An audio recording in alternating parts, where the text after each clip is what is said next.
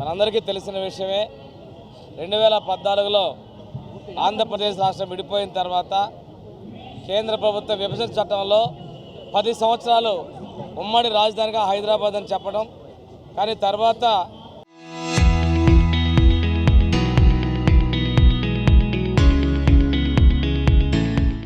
మన ప్రీతమ ముఖ్యమంత్రి శ్రీ నారా చంద్రబాబు నాయుడు గారు విజయవాడ గుంటూరు మధ్య అమరావతి నిర్మాణం చేసుకొని అమరావతి కేంద్రంగా మన పరిపాలన సాగిస్తున్నాం. తర్వాత కాలంలో ఒక పులివెందుల పులకేసి వచ్చాడు. వచ్చిన తర్వాత రాజధాని 3 ముక్కలు ఆటాడు. ఇక్కడ రాజధాని అవసరం లేదు, నేను ఎక్కడుంటే అక్కడే రాజధాని అన్నాడు. అంటే ఆయన కనుక చెంచులగూడలో ఉంటే అదే రాజధాని అనే విధంగా ఆయన మానసిక పరిస్థితి అలా ఉంది. ఇటువంటి పరిస్థితుల్లో కేంద్రానికి మన ముఖ్యమంత్రి చంద్రబాబు నాయుడు గారు, ఉప ముఖ్యమంత్రి పవన్ కళ్యాణ్ గారు విభజన చట్టంలో అమరావతిని మనం రాజధానిగా చేర్చాలని చెప్పి విజ్ఞప్తి మేరకు 2024 జూన్ 2వ తేదీ వరకు హైదరాబాద్ అనేటువంటి ఉమ్మడి పదం పోయింది కనుక ఆ రోజు నుండి అమరావతి కేంద్రంగా రాజధాని ఏర్పాటు చేయాలని చెప్పేసి తీర్మానం చేయడం జరిగింది. దీనికి కేంద్ర ప్రభుత్వం అసెంబ్లీలో తీర్మానం చేసి 2014 విభజన చట్టంలోని సెక్షన్ 5 సబ్ సెక్షన్ 2లో సవరణ చేయమని పంపించడం జరిగింది. దాని ప్రకారం అమరావతి అసెంబ్లీలో అమరావతి రాజధానిగా చేరుస్తూ సిఆర్డీఏ పరిధి మొత్తం కూడా అమరావతిలోకి వస్తుందనేటువంటి తీర్మానాన్ని చేసి పంపిస్తే నిన్న లోక్సభలోను ఇవాళ రాజ్యసభలోను ఆమోదం పొంది ఈ ఆంధ్రప్రదేశ్ రాష్ట్రానికి అమరావతి రాజధానిగా పార్లమెంట్లో చట్టం చేసినందుకు కేంద్ర ప్రభుత్వానికి ప్రధానమంత్రి మోడీ గారికి ధన్యవాదాలు తెలియజేస్తూ ఈరోజు 5 కోట్ల మంది ఆంధ్రులు బయటకు వచ్చి రోడ్ల మీదకి వచ్చి క్యాండిల్స్ వెలిగించి సెల్ ఫోన్ లైట్ వెలిగించి ముఖ్యమంత్రి గారికి సంఘీభావంగా ఉప ముఖ్యమంత్రి గారి యొక్క సహకారానికి అండగా మోడీ గారికి ధన్యవాదాలు తెలుపుతూ ఈరోజు క్యాండిల్ ప్రదర్శన చేయడం జరిగింది. ఈరోజు ఆనం రామనారాయణ గారు ఇన్ఛార్జ్ మంత్రి గారు, నేను, ఒంగోలు శాసనసభ్యులు జనార్దన్ గారు, కనిగిరి శాసనసభ్యులు ఉగ్రనరసింహారెడ్డి గారు, సంతలపాడు శాసనసభ్యులు విజయ్ కుమార్ గారు, మేమందరం కూడా ప్రజానీకంతో కలిసి రిమ్స్ హాస్పిటల్ దగ్గర నుంచి కలెక్టరేట్ చర్చ్ సెంటర్ వరకు కూడా క్యాండిల్ ర్యాలీ చేయడం జరిగింది. ఈరోజు చూస్తే పెద్ద ఎత్తున మనకి ప్రజలు ఈ ర్యాలీలో పాల్గొనడం జరిగింది.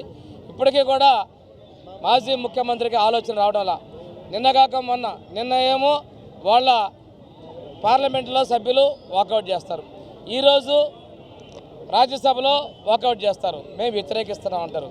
మీరు 3 ముక్కలాంటి ప్రజలు తిరస్కరించి 11 పరిమితం చేస్తే మీరు ఎక్కడెక్కడ ఉంటే కొత్తగా ఏదో మెవాగన్ ఏంటనేది నీ మానసిక పరిపక్వత బాగలేదు.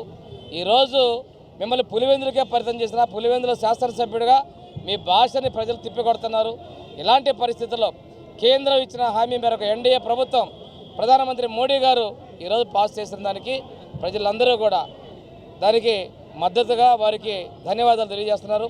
ఆ రోజు రాష్ట్రంలోని నలుమూలల నుంచి మట్టి తీసుకొచ్చి నలుమూలల నుంచి పుణ్యజలాలను తీసుకొచ్చి అమరావతితో ప్రజల అనుబంధంతో పాటు ప్రధానమంత్రి గారు యమునా నదితో పాటు పార్లమెంటు సాక్షిగా పార్లమెంటు మీకు అండగా ఉంటుందని పార్లమెంటులోని మట్టి తెస్తే ఆ రోజు మీరు ఎద్దేవా చేయడం జరిగింది. ఈరోజు ఆ పార్లమెంటే ఆంధ్రులకు అండగా ఉన్నామని చెప్పేందుకు నిదర్శనం అని చెప్పి తెలియజేసుకుంటూ ఈరోజు చెప్తున్న వాళ్ళకి మీరు ఎన్ని చేసినా మీరు 11 ఇంకా తగ్గిపోయే పరిస్థితే కానీ ఈ రాష్ట్రంలో మీ మాటలకు విలువ లేదు. ఆ రోజు వచ్చే ధర్మాన కావచ్చు, బొత్స కావచ్చు, మీ వైవి సుబ్బారెడ్డి కావచ్చు, వీళ్ళందరూ కూడా మతి భ్రమించి మాట్లాడుతున్నారు. మీరు అమరావతికి వ్యతిరేకమా కాదా? ఈరోజు అమరావతి వద్దంటారు, మేము అమరావతికి అనుకూలం అంటారు. ఏం మాట్లాడుతున్నావు? మతి భ్రమించి మాట్లాడిన పరిస్థితుల్లో కేంద్రం అమరావతిని చట్ట ప్రకారంగా ఆంధ్రప్రదేశ్ రాష్ట్రానికి రాజధాని చేసింది. ఇది ఒకటే వాళ్ళ బాధ. ఆంధ్రప్రదేశ్కి అమరావతి నిర్మాకరణ ఎవరంటే చంద్రబాబు నాయుడు గారు. చరిత్రలో ఈ పేరు ఉండకూడదు అనేటువంటి అక్కస్తోటి ఆయన 3 రాజధానులు కావచ్చు, ఇవాళ ఏదో మెవాగన్ అంటాం కావచ్చు, ఇవన్నీ కూడా ఆ కుట్రల భాగం చరిత్రలో నిలిచిపోతుంది.